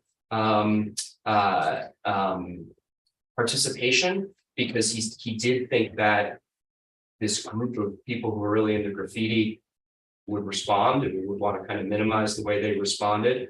But he's enthusiastic about doing it, and he would be, if an invitation was extended to him, would love to come to an NPA meeting and talk about next steps in terms of supplies, plans, mapping, best practices, teaching folks how to do it, and coming up with some concrete ideas. So that was the graffiti report. So very optimistic from Bill, incredible response. And I think if it's something the NPA wanted to take on, I think my sense is that we would have an enthusiastic partner with the city. And you know, why wouldn't we try it, perhaps? One thing I've been thinking of, I haven't talked about this with Soraya or really anyone on the city council yet, is examining our city ordinances under chapter 21. I took a look at them and was sort of noodling with the little red line. They haven't been updated in a long time. I think there might be some room to revise chapter 21 in terms of the citations for, I have a little red line here. Right now, we have a single offense, single fine for graffiti. It's a one-time fine. Doesn't look like it's been changed in a long time. You compare that to other sort of comparable type civil violations, like public defecation, where you actually have a graduated offense. You get caught the first time and it's a $40 fine. You get caught the second time, it's an $80 fine. You get caught the third time, and there's a possibility you get referred for a criminal prosecution. There are built into the ordinance, there are multiple escape hatches for people who engage in community justice and those sorts of things. I think it's worth at least thinking about looking at our ordinances and perhaps updating them and changing them and stiffening them a little bit. And sending a signal that we take graffiti seriously. So that's my update on graffiti. Soraya, do you want to add anything? Nothing to add. We haven't talked about the the ordinance change. Thank you for doing all that research. I didn't know a lot of it. I would say on ordinance change, I wouldn't want to, just because I assume a lot of the people who are tagging out of protest and they're probably not wealthy. I wouldn't want to increase fines, but I think, you know, like having them do community service to clean up graffiti or something like that would probably be a better response. Bill did tell me that practically speaking, no one is being cited at all. Right. We're starting to run out of time, but Jonathan? Just really quick, I guess I'm less concerned with that side of an ordinance than the side of some liability on the part of the owners of private property. Because they're not being responsible for, they're not being good stewards to the city. You think about Simon's gas station or the Y. Is there absolutely anything that, any ordinance that could be created that actually creates some kind of liability, some kind of a fine or something that could escalate? Because those are people who have money. Thanks, Jonathan. I asked Bill that exact question. There is no ordinance on the books right now that allows for a property owner to be cited for failing to clean up their graffiti. I personally think that given the fact that the city is not able to keep its own buildings free of graffiti, I think that might be poorly received by property owners. At this point, you know, my instinct is that we might want to make sure that we are on top of our own buildings and our own properties before we start putting the onus on property owners. But it's definitely something we could think about. It's hard to find a property owner for not keeping their building free of graffiti when all of the city buildings. Cheryl? Yeah, I'm gonna take on a microphone. Yes, please. I'm gonna take a little different tack here. In Venezuela, and we saw evidence of this, graffiti artists were engaged by the city as artists to become mural makers. So I feel like what's brewing here is a war, and that we are creating an enemy. I have no interest in organizing ourselves to paint over graffiti and spend our time that way. I think it's really important that we find out who these people are and we figure out how to engage them in mural making as a possibility, other community service. They're frustrated artists. They need to be able to have a way to express themselves. That feels really clear. They're not the enemy. They're part of our city. And I'm not sure how we figure out who they are. They're obviously very clever, and they know how to do this without people watching. But I'm wondering if Bill Ward has, and who is Bill, what department is Bill Ward part of? Code enforcement. Code enforcement. Okay. So I'm wondering if any of this has been talked about at all as a possibility. I'm really concerned that we're creating war with them. So the city does engage with folks who are looking to turn either private or public spaces into murals. So one thing that Bill told me, sorry, I forgot to mention it, is that the wall that is on adjacent to the gas station on Yes. the corner Yes. of Riverside and North Prospect Street has long been a place for graffiti, awful graffiti. And a city high school group reached out to the city just recently and asked for permission with the landowner to do a mural there. I don't know if it was Bill exactly, but somebody within the city sort of negotiated that. And his understanding is that that's going to start within the next couple of weeks. That this high school group is going to fill that space with some positive artwork. So there's definitely a precedent for that. I would agree that should be part of it. Yeah, and I think too that I want to mention that on the Hula building that's right facing the bike path, there was graffiti there. It's not there now. And what looks to me like what could have happened is that graffiti artists were engaged to do a kind of graffiti like mural, if you want to call it that, but it really is a mural. And I think it would be worth talking to people at Hula to find out if that indeed is the case. Also, what I've noticed is Juniper Creative, which is a brilliant group of mural artists who's just completed something at the Y, an interior mural. There's one on Champlain School, and there's another one on Pine Street in those old decrepit brick buildings near the farmer's market. And there's graffiti along the side of that. There's no graffiti on those murals. So it's very interesting to me that there's also that kind of respect for art on the part of whoever's doing the graffiti. I think there's a lot that we can learn and that we really need to learn before we go to war, or it feels like we've already started. I mean, you know, we're really being told something if they're completely, you know, what you just cited about how many times the graffiti goes over the painting, you know, so we paint it and then they, you know, I mean, it has to say something to us about self-expression. So I'm breathing. Thanks. I don't need to say anything because this was much my, having worked with kids for 30 years, in this city, and we had these problems at Hunt Middle School, and we put up huge big boards and gave the kids the paints and they started painting, and then we hung them in the halls of the school for a couple of months and the graffiti stopped, because I just think that they don't have the money to buy the paints all the time.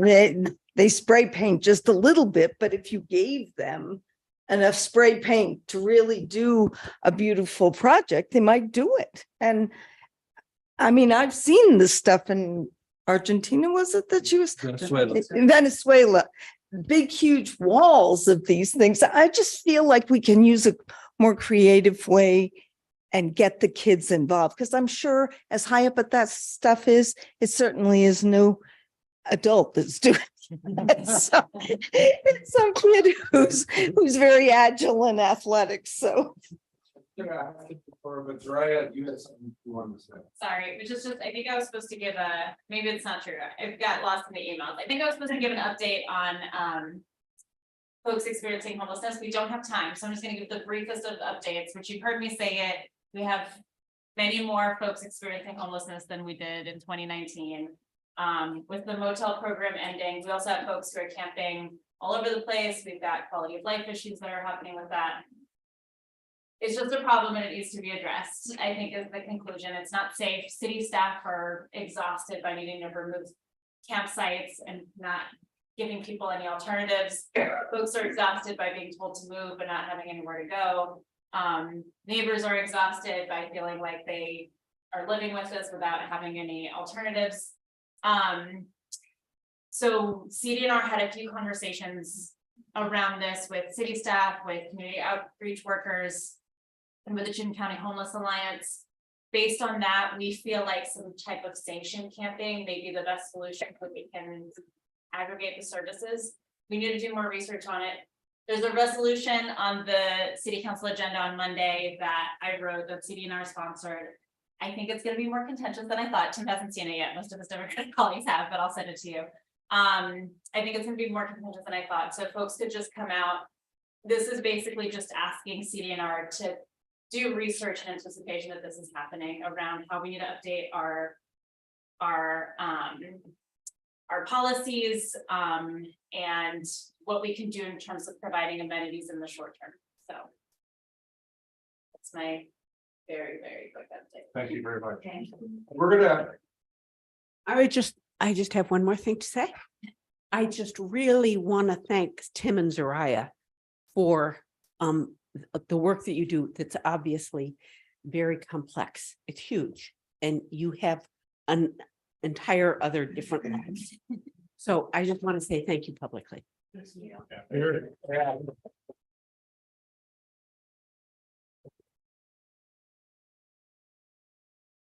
Thank you very much. We're going to move forward, and Carter, I appreciate your patience here because we're running pretty late, but maybe some of the discussion about graffiti will make our the decision making more compact. Yeah, so. Here, I'll see next. Just. Move. I'll take your seat. All right, so quick recap for folks who weren't here last meeting, or haven't seen the email or like, FPF stuff. We had a conversation about what are different community projects we could all work on together as an NPA. And so what are folks seeing in the community? What are things that could bring folks together? What are, issues we might want to solve? We sort of had like a big brainstorm idea session, and then we narrowed those into things that felt doable in the short term, meaning between sort of June and August, something manageable as a first project, and then things that were really good ideas, but maybe were not immediately within our capacity, like maybe they're takes a lot of research, or they're like the timeline for them would be really big. And so the thinking was, let's start with something small, get some experience as an MPA working on something together under our belt, and then reassess and sort of talk about it once we come back. I think we said June, July, and August, we're not going to have MPA meetings, so we will in September, if that's, if we say that right. Yeah, Carol's giving me that. So that's just a quick recap of like how we got here. There's a bunch of ideas and there were a lot of specifics. And so our thinking as an NPA steering committee was, you know, we saw for as an example, I always go to flower gardens, but there's lots of ideas other than flower gardens. You know, flower garden on this street or flower garden on this street. So instead of trying to have like a debate, not a debate, but like instead of trying to like narrow specifically today, like, okay, we want to do a flower garden, we can figure out the details of where, or like what our priorities once we decide that. So we sort of narrowed everyone's suggestions into 3 categories, which I taped up on the wall there.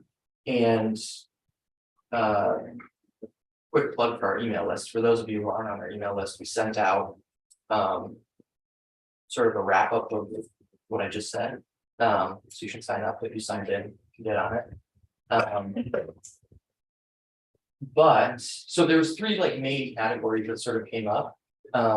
Explicit community building projects. That was inartful because I narrowed them this morning, admittedly, because it's been a busy work week.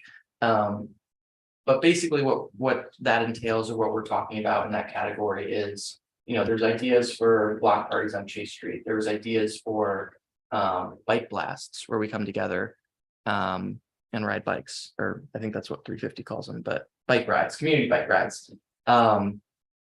There were ideas around, you know, like Sam providing, which lasagna I've been looking forward to like all week, because I got a sneak peek that it was going to be lasagna. So providing more dinner and maybe building out, like we have a kitchen in the other building that we could always use, and start to build on community dinner. And that could be during the NPA, that could be outside of the NPA, because there's more space and more facilities in the main building as we come into this parking lot. So anyway, so those are some of the things that like I sort of put under that category where we're coming together. It's not necessarily like installing something, but it's an opportunity for community building and relationship building in that way. There was a couple, admittedly, that was a pretty big one. The other pretty big one was sort of beautification. So a lot of what I thought about with this category is sort of, you know, there's a lot of conversations around community gardens. Well, that's a little, yeah, community gardens, flower pots, or flower beds rather, along like side streets and beautifying those. Thinking about, you know, are there sort of like open spaces where we want to put in a bench, or are there bus stops that don't have those covered bus things, or are there, you know, bus shelters that, you know, maybe we can put some stuff around to just make them a little more inviting and welcoming and look nice in Ward 1. And yeah, and then there was a couple in like advocacy to decision makers and what that's not maybe quite the right description. There was one suggestion that was it's basically like there's a couple suggestions around the NPA as a body, all of us engaging more with the city directly, whether it's the city council. There was one suggestion about like protesting the UVM president's house, which is suggestion after my heart. It wasn't mine, but like things like that, where it doesn't necessarily need to be like, you know, we all have different opinions. That's a beautiful thing about democracy and community. But just trying to set up a structure where, like what we were just doing on public safety, like we as an NPA can be helpful to facilitating community feedback to the city. So there's a variety of ways that could work, but I think there's a couple in there that were sort of in that vein. So what we're going to do tonight is really like try to pick one of those categories and then think about what are some next steps and like what sort of coming out of this meeting, what's the next step to getting that project off the ground, and who has real interest in working on what. That's sort of the goals. But before I get into it anymore, are there like questions? I know I've got my back turned to ask you all, but are there questions about like anything that's happened to this point or what those categories mean when we talk about them? If not, that's okay. I just want to make sure. Seems pretty straightforward on the side. Okay, so. Carter. Oh, yeah, Sharon. Yeah, it's Sharon. Hi. So remind me, once we decide, there is a process where we're going to apply for money in order to fund whatever. I mean, a lot of it is our blood, sweat, and tears, but there is some money sometimes involved in some of these projects. And so are we going to formulate a grant and then ask for money from CEDO, or it just remind me about that component, please. Yeah, no, that's a great question, Sharon. I think we were going to decide on a project, but I do think that's whatever project we do, we should be thinking about like how much money, or if money, yeah, like what it's going to cost and what resources we need. I think we first want to pick a category because then we can sort of narrow in, okay, we know we want to do beautification, then we can have a conversation about like narrowing that to something more specific. And then once we get to that specific project and have some like 2-month idea of how we're going about it, you know, so there's a couple things. One, I know, Tim, we talked last NPA meeting about there's some discretionary funds at the council level that we could work with our city councilors around accessing. The NPA always has money we don't spend. And it seems like that's something that happens at multiple NPAs. And then what I do for work is like fundraising professionally. So if it means like we got to call up a couple businesses like Garden Supply and say, hey, like we'll throw your label on this event. It looks great for your business. And like, could you, you know, donate whatever we need for like a gardening project? I'm happy to like help do that. And then like you said too, there's a bunch of like, you know, like the New England Grassroots Fund comes to mind where there's a lot of micro grants and the Vermont Community Foundation, there's a lot of micro grants of like anywhere from 500 to 5,000 that you can apply to for like community-based projects. And there's a lot of, so I'm willing to do some of that investigation and try to come up with some options if we need funds. Carter, the ideas that are in these buckets, are these are all the short-term ideas, that the long-term ideas are still, they're out there, but we're not making any decisions about long-term ideas. Is that correct? So these are really sort of low cost, no cost types of proposals, right? Yeah, for the most part, I think so. It's going to take like time and like organizing ourselves a bit. But I think they're relatively low cost. Yeah.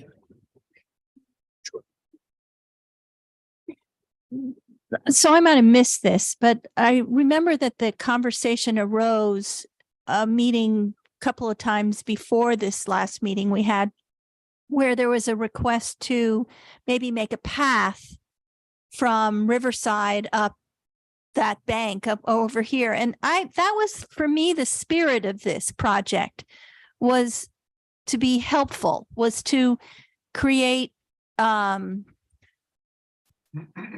don't know, yes, there's going to be community spirit that comes from that, but it's also going to be helpful. For sure. So is there a bucket that help bucket? Yeah. No, I think, well, two things. Yeah, I totally agree. That is definitely the spirit of these. And we, at the last meeting, we talked about a bunch of different path ideas specifically, and agreed that they were longer term because there was going to take coordination with like, you know, we can't just walk up and go, we're laying gravel sort of thing. And like figuring out just some research, like what city department do we have to talk to? What are the costs going to be? Where do we need professionals, and where can we supplement with volunteers? That kind of stuff. So yeah, we were talking more longer term. Okay. Yeah. But still, I'd still would love to have a help bucket, a bucket that we felt like we were doing a project that was really helping our community, our neighbors, our I don't know the word, like direction. like community, like what'd you call it? Mutual aid. Yes. That was an idea that popped up. Yeah. All right. Well, Community service, service of some sort. yeah, I'm pro. Person of that. Would folks, how do we feel about adding a bucket reflective in terms of voting? Would there be anybody opposed to that? Are there short-term? And did the group previously identify short-term community service things that we could do in the next few months? Because isn't that what we're focusing on, is things that are doable this summer? Maybe you're right. Yeah, I guess. Yeah, I guess it's tough. We're just gathering my thoughts. I guess it's tough because I think there's pieces of that in each of these buckets, right? Like in the sense that building community and like meeting people, like helpful. There weren't too many suggestions at the last meeting around like, you know, volunteering at a community center, for example, is something that's like needed more on that vein. So yeah, I think. Yeah, maybe that I can see that the help bucket might be long-term. The graffiti piece could go into the help bucket also. Yes. Yeah, it's kind of sounding like bucket two, advocacy to decision makers could be maybe more of a hybrid or expanded bucket to be a community service, actionable community service, mutual aid type of a thing. Yeah. Whereas like the explicit community building projects are a little more based towards like hanging out, getting to know each other more. Yeah. But the community building or the project building thing might go into that second bucket, maybe more of a hybrid then. And I think like something like graffiti removal, more beautification. Yeah. And like the scale of that is then whether, yeah, the scale of that is like what we could do in 2 months versus a year or something, but. And yeah. I was not here for the last meeting, but it strikes me that, for example, any beautification project could be explicitly community building. And then maybe any advocacy could also be explicitly, I don't know if the other three could overlap as well, but it does seem like there could be a good deal of overlap. Yeah, I agree. Seeing the bucket on the wall, they're all intended to build community, let's be clear. But hopefully the point is that we get to know each other a little bit better and like do something nice in the ward. So that's why I looked at it and said, started speaking, I was like, well, that's a weird way to put it. I just wanted to make, I don't know if this is like a helpful language offering, but I feel like what I was hearing from you is like, it's help, but I feel like what I was hearing is it's almost improving like the experience of being in the neighborhood. It's more of a usability thing. It's more about how do you make it easier to be a pedestrian or a biker or just a person living in this community. So I don't know, like improving neighborhood experience. And there's no, well, There's no rules. There's no rules. If we want to add another bucket, like, let's just do that, as long as the group feels like that's something they want to do. That's right. I agree with them. I don't know your name, but I liked the idea. Because I think the livability advocacy is trying to address the same issues through two different. So I think that's what the word you were saying, maybe was like livability. So I like having that in one bucket. Two pathways to the same goal. Yeah, usually that's right. How do folks? Can I get a quick show of hands and then we'll go to voting? Or more questions? Do we want to add a fourth bucket? Raise your hands. And the second option would be advocacy decision makers sort of encompasses that bit, as to what Joel said. Want to do a quick straw poll?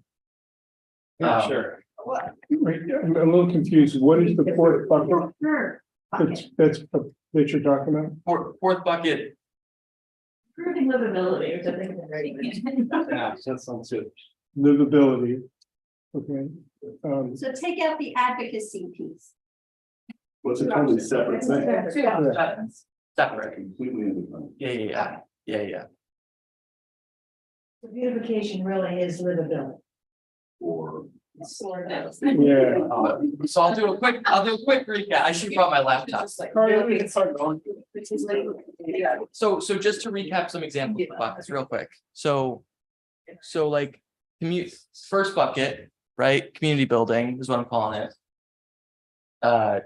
Dinners, block parties, things like that. I don't want Wisconsin, yeah, exactly. Breaking down the New England silence. Beautification is more flower pots, graffiti removal, putting benches and things of that vein. Signage. Yeah. Advocacy to decision makers is super broad, and it's more about how do we get our voices to, how do we ensure that our voices are reflected in city? Is that the right way to say it? I don't know if that's fair. And so the question is like, do we add a fourth bucket that would be called? Yes. So what's the end goal for tonight, Carter? Are we trying to get to one bucket and then in another meeting, we'll come up with specific projects for this? We'll get to one bucket and then pick a couple folks who may be interested in getting together between now and next NPA and think about what are some like proposed next steps to get that project rolling, to come back to the wider group. For one project or several projects? We don't know. Yeah. We came out of this conversation with a group of 5 really committed to putting in flower bed and a group of 5 really committed to putting on a community dinner. I think that's a great outcome, but I would suggest one just to like, yeah. And apologies and proceed as you were planning if you like, but I know it's getting late and I'm wondering if the simpler way to go might be to say who's got some real serious energy about a particular project and see if there's enough people to get together to start working on it. Since we're not talking about money, we're talking energy here mostly. For sure. That might be simpler than the buckets and then the projects within the buckets, which would have to wait till another day. Just an idea. No, exactly. So absolutely, I agree. So I think the next step is everybody grabbing a sticky pad, putting their name on one of these and throwing it into the bucket that they would have interest in, like putting however much time.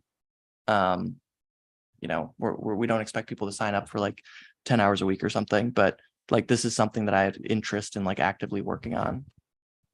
And how are we going to get from there to specific projects? When we're not picking specific projects tonight. we're not, so that's going to be in the fall. No. Oh. So we would pick generally what we're working on, and then a group of folks who are interested in working on that would come back next meeting, meet before next meeting over Zoom for 30 minutes. And So all of the buckets are meeting separately. Carter, so you're saying that the people interested in a particular bucket would meet, come to some consensus on what they wanted to do, and then come back and report that here in June, and then others would have the opportunity to partake in whatever they decided.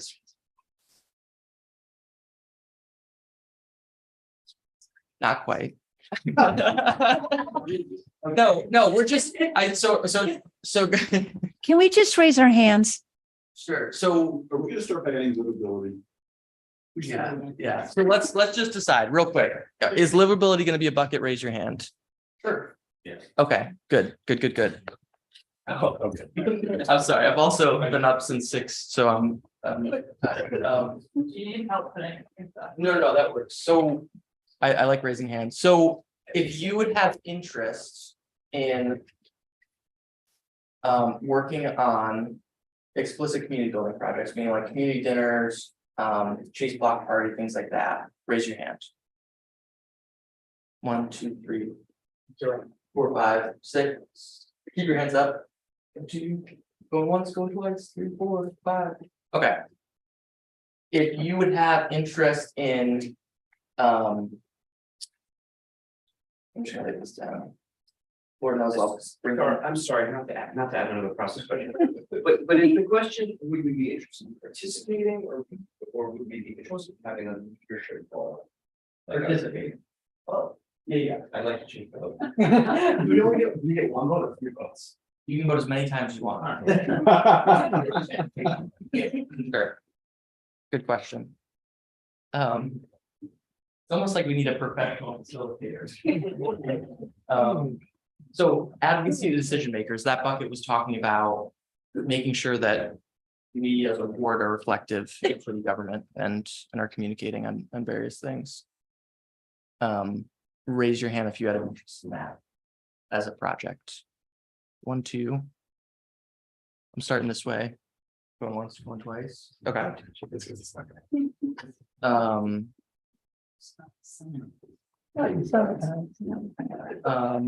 Beautification. So this was like flower beds, that sort of vein of a bucket. Would you have interest in doing that? And I'll go this way. 1, 2, 3, 4, 5, 6. It's a popular one. I think I said 12 there. All right. And then our 4th bucket, livability. So more like mutual aid esque projects of like trying to do some direct service with folks. Could we have an example of something that's doable this time? We cook for the pod community, bring food to the Great, pod house. thank you. Yeah. Bringing food to the pod housing. More mutual aid. You can raise your hands. Sorry. 1, 2, 3, 4, 5, 6, 7, 8, 9. 13. Woo. All right, it needs to be a bucket. Good thinking, folks. I got a question. Yeah. Is one of your next steps to sort of capture the names of people that want to be in each of these buckets? Yes, that's a great. It would be. So it seems like, so one more vote. It seems like beautification and mutual aid had the 2 biggest. Are folks okay with narrowing, taking these other 2 buckets, advocacy and community dinners? Not saying that they're bad ideas, but we put them to the side. And I have all the notes written down in a doc, so we know those ideas were captured. But for the immediate term, we put those to the side. Does that feel good to folks? Okay, I'm seeing relative consensus. Okay, sweet. So now we'll get to the names. I should have brought a sign up sheet. If you, we might have to just move your 2 chairs. Sorry to kick you out. If you have interest in working on mutual aid, I'm gonna go cross off one of those first 2 buckets and switch the name. I'll have you put your name just before you walk out at any time, write it in pencil. And if you have interest with your email and phone number, or just your name and phone number. Just a comment, if people signed in with their name and email address, then all we really need is your name here. That's because we've already got the other information. That's a great point. So Are you talking about interest or leadership? interest. So Participation. participation, you don't have to commit to any amount of work or anything, but you'd have interest in meeting between now and the next NPA to talk about what that would look like. Are folks feeling good about that? Is there any question? Yeah. No questions are good. A suggestion, I mean, could it be that any project could be increasing livability and mutual aid, brings some beauty and has a community building element? Could that be kind of the criteria that it seems like? For sure, yeah. Yeah, and I think all suggested. Yeah, everything we had talked about last meeting during the brainstorm fits some of those criteria, for sure. Is that clear to folks? Not really, but. So these two buckets, yeah, we're running out of time, but these two buckets that we voted on, so the beautification, right? Like some type of beautification project or some type of mutual aid project. No, I understand the buckets. I'm not understanding if I put my name on there, what you're gonna expect of me. So I'm gonna give you a call and I'm gonna say, hey, I would love to have you show up to this meeting we're planning to talk about with whoever else's name is on there, to talk about like, what's the next step to getting this going. Okay. So, and you could ignore my call. You could say, Carter, stop calling me. Like, what are you doing? Like, I don't want to hear about buckets anymore. But I will call and I'll leave a voicemail with my contact. Okay. Is that clear to everybody? Yeah. So we need to do this right now. Yeah. You got this right now? Let me get there first. Just so I can change one name. And you got pencils? I got pencils right here. Okay.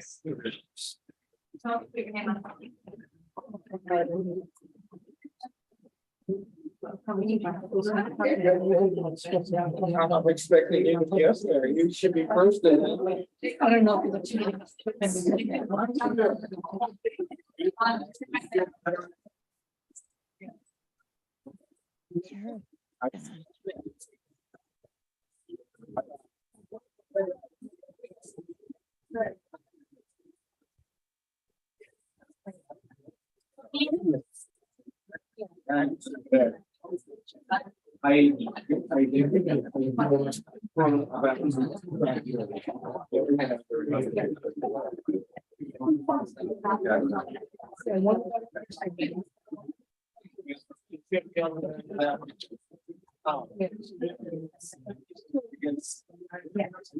My mother's name was Catherine. I have a sister whose name is Catherine.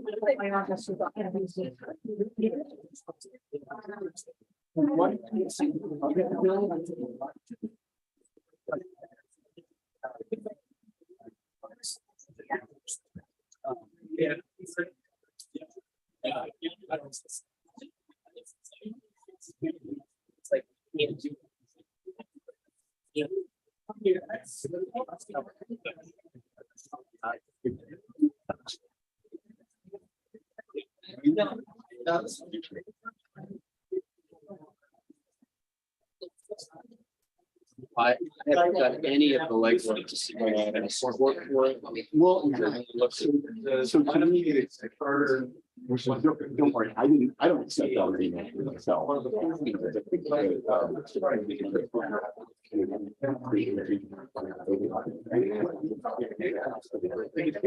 It makes logical sense to me that Bill Ward is going to be able to like. So that was a different kind of meeting. Yeah, I think like I've been living in Burlington. And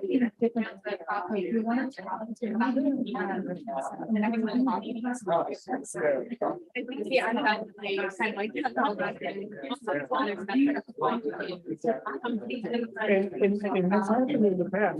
I know before COVID. There were definitely enough regular people coming through. And because what we don't get. You know, there's issues that come up between school and the community and the rest of the community coalition about it.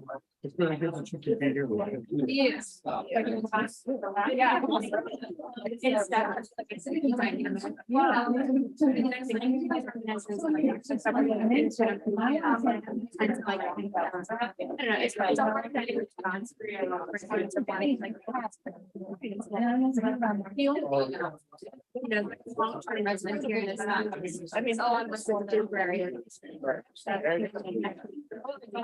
They may not feel welcome, you know. Mine saying. But you're actually living with you go here, you can go here, and it's important that you dealing with the same issues. I need your attention just for 1 second, just to tell you that the May meeting of the Ward 1 NPA is officially over. So we'll stop recording and we're done. Yeah, so it's pretty.